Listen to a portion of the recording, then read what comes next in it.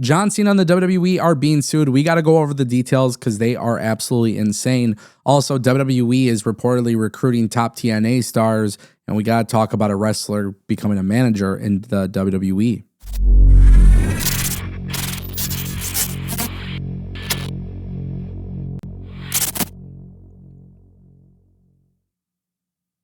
If you guys want more videos like this, don't forget to click that subscribe button and ring that bell. This way you never miss a video on the channel. I want to kick things off with Nikki Bella. Nikki Bella is reportedly set for a non-wrestler role in the WWE. At least there has been some talks about this regarding Nikki Bella moving into a managerial role. According to the Wrestling Observer newsletter, there have been internal discussions about moving Nikki Bella into a heel manager role. Dave Meltzer reported that while she is currently active as a wrestler, the idea of moving her into a non-wrestling role is being discussed for the future.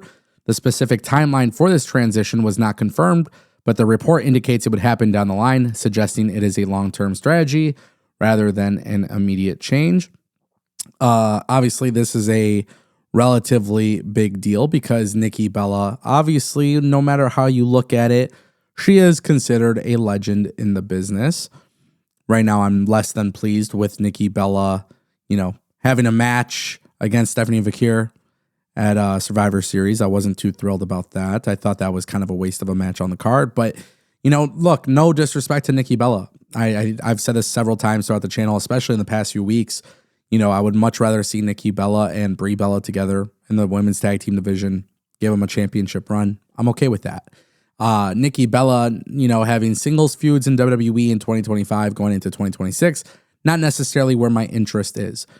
However, let's be real. There's a lot of up-and-coming women from NXT, a lot of people on the main roster who probably deserve the spotlight. They're going to need a little bit of help getting over on the main roster. I actually like the idea of Nikki Bella being in a situation where she was a heel manager. It's less physically taxing on the body. She is good at being a heel character. I don't think there's really much argument with that. I think right now the thing that I notice about women in WWE right now is they are all incredibly good in-ring workers. Some probably need a little bit of help on the mic. Some might need a little bit of help as a character.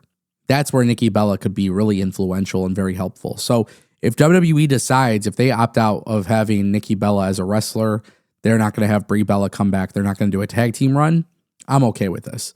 I have no problem with pairing her with somebody, trying to help somebody get over. I'm totally cool with it. So I'll kind of just leave it at that. That brings us to our next topic. There is some talks about WWE trying to sign some top TNA stars. It's been reported several times that TNA stars did not necessarily re-sign with the company until they saw what's going on with the new TV deal, which that made a lot of sense. We've talked about that before. A lot of reports where, talents were waiting for the TV deal announcement before they come to an agreement with a new contract. Now the Wrestling Observer newsletter is listing that several top stars in TNA are in active discussions with WWE while they await new contract offers from TNA. Dave Meltzer reports that the delay in TNA's television announcement caused a backlog in contract negotiations. Many wrestlers have been holding out, expecting that the new media rights deal would lead to more lucrative offers. From one person close to the scene, a lot of the talent have been patiently waiting for the announcement of the television deal because the company has been slow in offering new contracts. The belief was that they were expecting offers after this deal, and the level of those offers will now be something monitored by many. There have been a lot of comparisons to the Jordan Grace and Joe Hendry situation. A lot of people, obviously look at them and see, hey, they've been working with WWE as part of the partnership, then they've signed with the company. That's obviously a key factor in WWE's relationship. Meltzer has identified a specific list of wrestlers who fall into the category of waiting for new deals. The list includes former WWE stars and homegrown TNA talent. Some of these new names are Mike Santana, Mustafa Ali, Jake Something, AJ Francis, Steve Macklin, and Zachary Wentz. Obviously, we are going to see TNA get this new TV deal in January of 2026. Who knows what's going to happen? I think Mustafa Ali coming back to WWE would be cool. I like the idea of Jake Something coming to WWE. I like the idea of these guys getting an opportunity everywhere, to be honest. I'm going to call it what it is. I think WWE, even with TNA getting this new TV deal, I think WWE could still offer enticing deals. I think guys like Matt Cardona and Mustafa Ali are two, they came from WWE.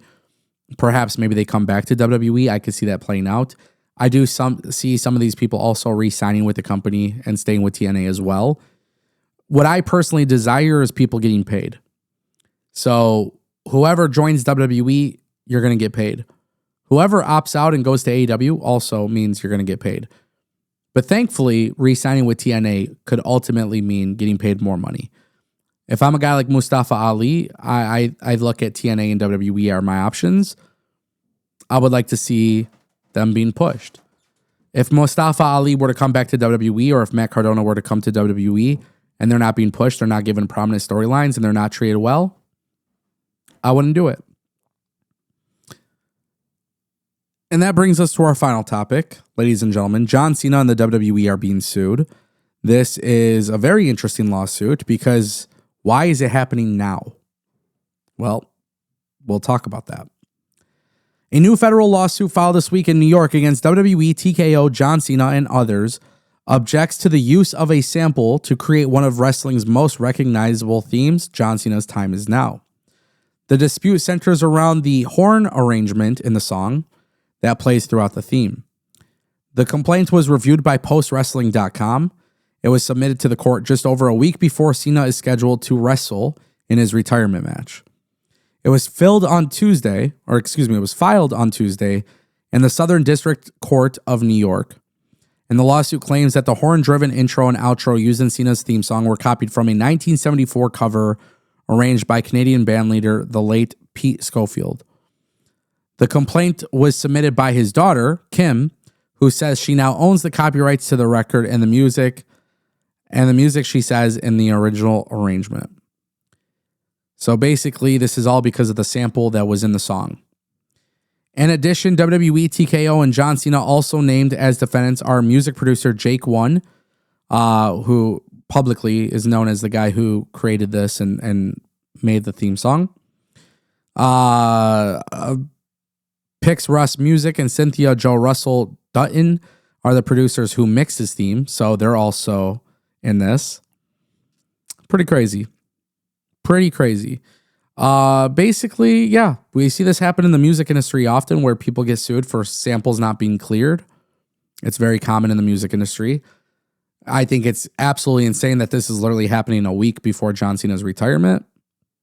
It's kind of ridiculous that it's happening 1 week before John Cena's retirement, but that's the way the cookie is crumbling. Why? Because people know you can make some money off of this. Realistically, I'm not a lawyer. I don't know what's going to happen, but I will say this. From my understanding and my knowledge of the music industry, whenever there tends to be some sort of sample clearance issues within music, it comes down to a settlement.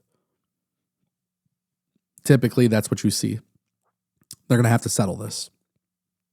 There's going to be a big payment being made. If there's a defense for WWE, if there's a defense for the producers and the engineers, maybe we'll see a different result, but I'm expecting this one to settle, and we'll see how that goes. Ladies and gentlemen, that is the Ango Show.